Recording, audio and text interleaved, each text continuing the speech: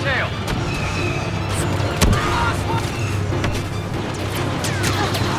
Don't let them get the upper hand!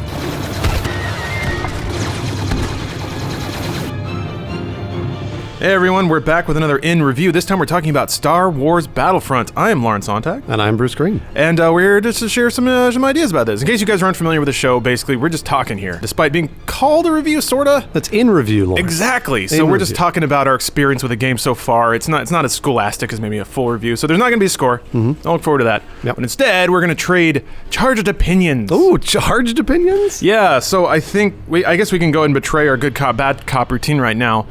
Bruce, you're really enjoying the game, right? I mean, I'm really enjoying the game, and everyone's going to be like, oh, it's because you've been talking about it for months, and you pre-ordered it, and you're justifying your purchase. Not at all. This is one of those things I was really worried about, actually. I put the money down, and I was like, boy, I hope this game is good. And the more that I saw about it, the more I was like, all right, cool, I think it's worth my money.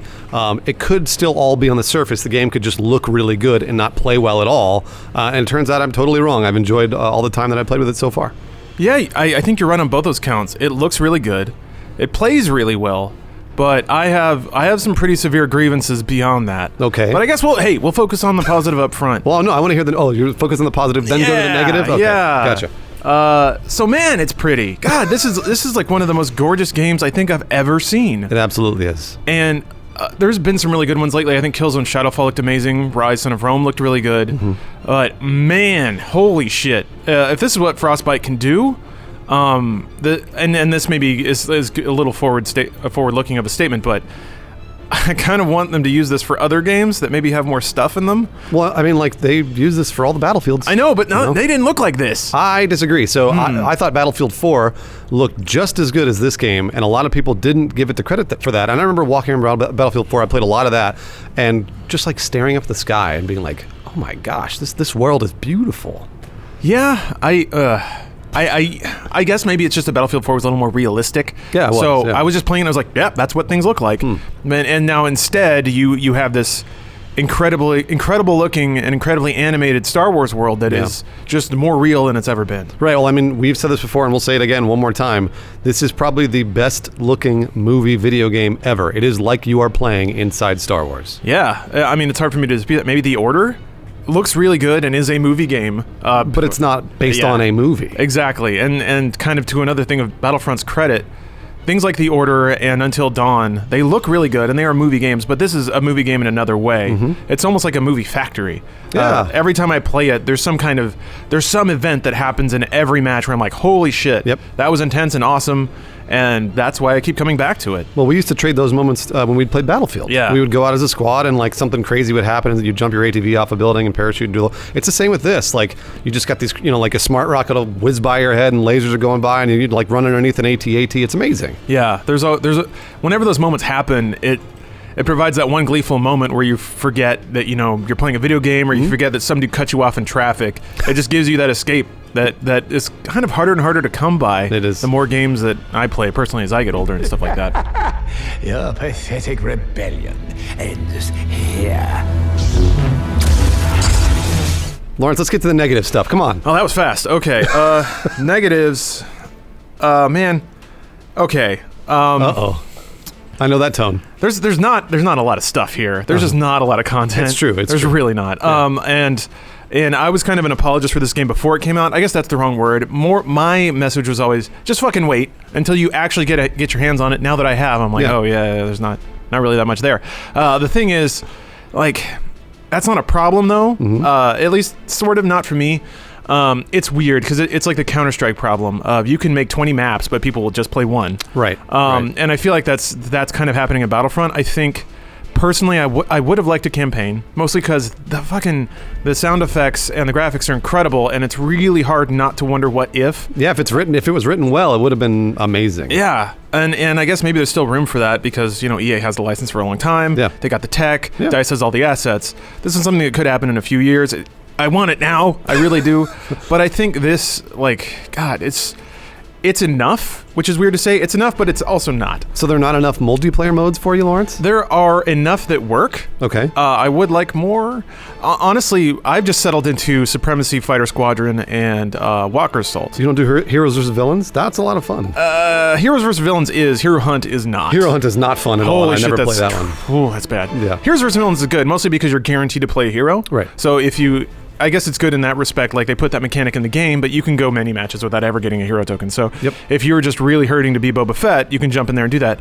The counter to that is there's only 3 heroes per side. I totally agree with that. There should be more heroes and villains. Absolutely. Yeah. And that's kind of the bummer. Like, I want more heroes, I want more vehicles. Mm-hmm. For it to, like, this is, to me, the best Star Wars experience that's happened so far. Yeah. And maybe that's what's dragging on me. Because it's so good, I want every Star Wars vehicle. Right. I want every Star Wars hero. And the ones that are in there are really good and really fun to play. And the sound alikes are pretty on point, and the animations are great. But it's just... You know, after you've been playing Heroes vs. Villains and you're in your 4th match and you played every hero twice already, I go, okay, I could use some more. Right. Well, that would be bad business, though, Lawrence, if they gave you everything all at once up front. They have to charge for the DLC, which is actually a big sticking point for a lot of people. Understandably so, I think, after playing this. Tell you what, like, this game reminds me a whole lot of Destiny when it first came out. In that, then the mechanics are on point, the game looks really good, it's really fun to play, and when you're playing it, none of that stuff matters. Like, you're playing it and you're having fun, and it's all clicking together. And then, you know, you get out of a match and you're like, okay, let's see something new. Oh, there isn't anything new. Yeah, that's true. It. That's I've played the 6 maps, and there's more than that in Battlefront, but like, if you go into your manual, like a mode selection, and you start scrolling down the map list, you know, there's 5 or 6 per mode, and they're different chunks of individual planets, so that's kind of nice, but it'll get to the point where, man, when I spawn in on, I think it's Sullust, it's that interior, like, Imperial base. Oh, yeah. Where there's that big room and then all the small corridors off to the side. Yep. Every time I spawn in there, I'm like, oh, this again. Yeah. Mostly because, I don't know, it's designed around the heroes and Boba Fett being able to jump around, but man, I'm tired of that map. No, you're absolutely right. The more that I play it, the more tired I get. The problem is that the graphics are so good and the gameplay is so good that even when I'm tired of Endor or Hoth or whatever, I sort of just get lost in the game anyways. Yeah. So then that's sort of the counter to that is I keep thinking I'm going to get sick of it. To be honest with you, I play it. I'm like, okay, this is the time I'm going to get sick of it. I'm not going to want to go back. I play it for an hour and I'm like, fuck, I gotta go back. It does still keep hitting me, yeah. I wonder if it's... And I can't test this in myself because, you know, the love of Star Wars is already baked into my soul. But when I get in there and, like, the sound effects and the score starts kicking in, and everything looks exactly like Star Wars looks, and all that stuff kind of fades away because it allows you to be in Star Wars for a little bit, more than any other Star Wars game I've played. Jedi Knight 2 was about the next closest, but this one is just, man, it's weird because, you're totally right. There's all these, like, surface level problems I have and all these apprehensions that they're running through my, like, conscious brain. But then when I start playing, like, the lizard brain kicks in and all that stuff fades away and I start having a good time. And then the match ends, and that's another grievance of mine. There's this weird cyclical problem that happens where, as near as I can tell, there's no team balancing in Battlefront. So you win a match, you roll into the next one. There isn't. You can't switch teams, which is ridiculous. Yeah, I get why, because if there is team switching, then everybody just switches to the winning side as soon as they can. That happens in every other game, though. I know, and that's frustrating, and this is maybe supposed to combat that, but it doesn't really. What ends up happening is you'll join a server, and the other team will have maybe 1 or 2 just godlike players. And I don't know how they get so evenly distributed, but they're always there. And they're the guys that go like 30-2 every match. Because they're just that good, or they found the trick that no one else knows about yet. Or they're the hero in the map. Or they're the hero, and they just have a legendary run and kill everybody. So then what happens is the match ends, all the losers tend to leave to find another server where they don't get bodied so hard. The new class comes in, and they get wrecked too. And the winners stay. It's true. Because you won. Why would you leave? Why would you leave when you're hot? So then you get this churn where every server you join, you're coming in, you're filling a loser's position. Yeah, you're the losing team. And then there's somebody who's been playing that mode for 6 hours straight, and they're really good at it, so they just wreck you. You're absolutely correct. You should be able to switch teams, and I feel like the team balance is way off in this game. I don't know why. I can't figure it out. I mean, it's DICE. DICE knows what they're doing, and they know how to actually do that. All the Battlefields had really no problem with that. You could switch teams anytime you wanted to, and the team balance was pretty good in Battlefield, but I don't get why they went wrong with this. As near as I can tell, the ability of one player to blow up everything is a lot higher in Battlefront. Okay, yeah. So in Battlefield, you're just one soldier man, and you've got your loadout, but no matter what, there's going to be a trump card for you somewhere on the map that you can't deal with. So if you're Assault, you got a rocket launcher, you got heals, but you can't touch armor. Like armor will just wreck your day, and there's nothing you can do. Whereas in Battlefront, I guess it's dependent on the cards you're carrying, all the and the pickups too. Yeah, that's true. Yeah. So you can always do something, but man, I have seen people go on tears in Battlefront like I've never seen in Battlefield. Just people who get in an ATST and somehow stay alive the entire match.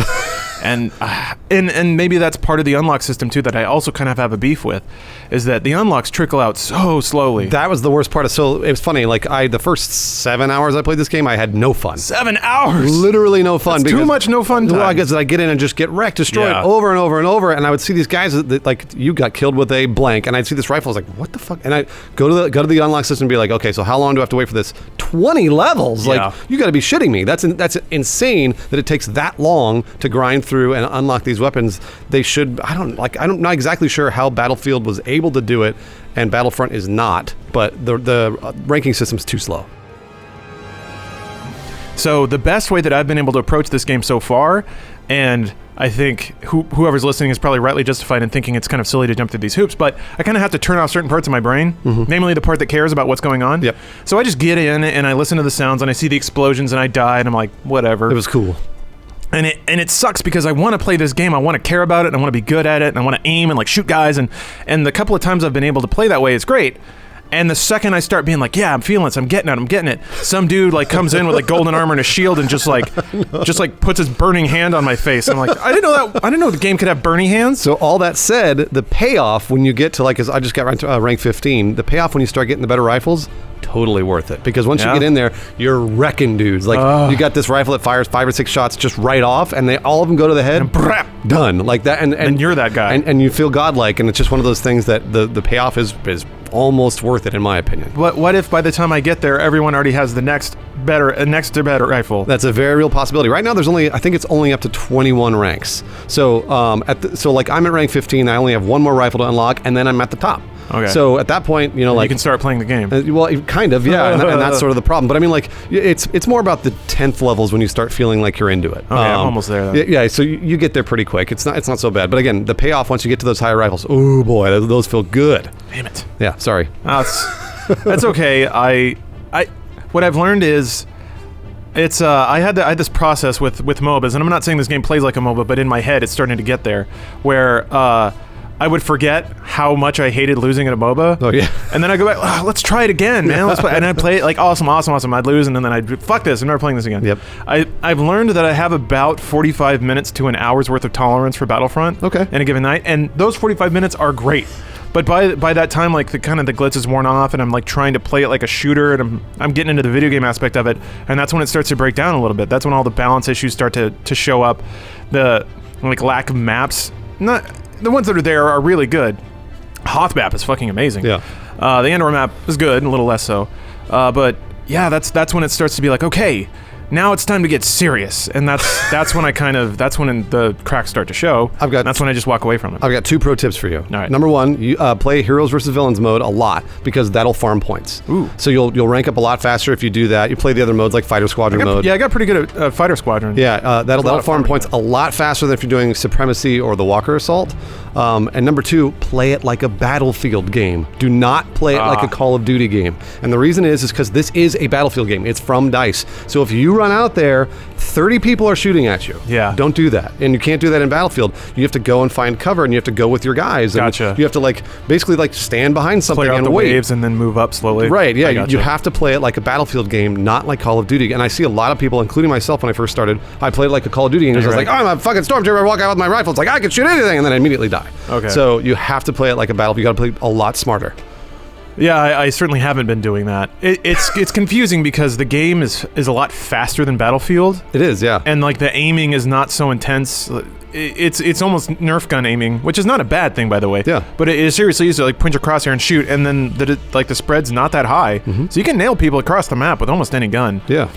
So it seems to encourage this almost like run and gun style of play, which I've seen some people pull off with the right guns and the right hands on the right maps. Right. But yeah, on Hoth, you can't run it like you run across open ground and you just get mowed down. And an intelligent person would say, oh, maybe I shouldn't do that. Yeah. But then I spawn in and do it again. Well, no, you got to do it again because you get excited. You see everything like, out. Fuck that guy, I'm going to go get him. No, it doesn't work that way. Yeah. There's actually a lot more strategy involved with this game than I think people get the credit for. And that's something that once I learned how to play it that way, I was like, oh, it kind of clicked for me. Gotcha. Okay, so you're pretty full in. You don't have anything negative to say? No, I mean, like I agreed with you on the like it doesn't have enough content. I feel like at this point it does feel like a Surface experience until you start kind of playing it a different way. For some reason, my brain taps into the dice way of thinking right away. Gotcha. So even when I first started playing this, I knew it was a dice game, and I was like, okay, well, I think I love dice, so I know this should work out just fine, and it did. So, but if a lot of people are not like that, a lot of people are like Call of Duty, which makes sense. Yeah, I really think, like, I'm still happy with it, and I see the potential there. And to a degree, that's what's kind of frustrating, and I think that's also what frustrated a lot of people about Destiny. Yeah. Is they played the game, and they played the multiplayer, and they're like, this plays really well. Why isn't there a huge, ridiculous AAA experience here? Yeah. And it does have that, but it's just got it, like, it's just down to the core of it. And honestly, the core of a game is really what matters, and I think that's going to become evident.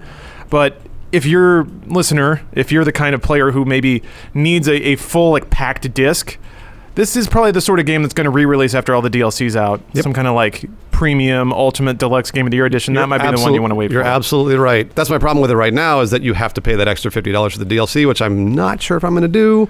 I already saw that first DLC on the menu, and I was like, ooh, Turning Point. I was like, oh, fuck, I can't buy it yet. That got me pretty excited too, but I know it's coming quickly, but it's still 2 maps in 1 mode. No, you're right. And You're absolutely right. even with all that thrown in there, I don't know, man. Yeah. And that, like, I saw the Battle of Jakku trailer, and it's like a desert planet with some stuff in it, and I didn't see anything in there that made me think, ooh, that's different. No, you're right. You're absolutely Not that right. it has to be different at this point. Some variety is just nice.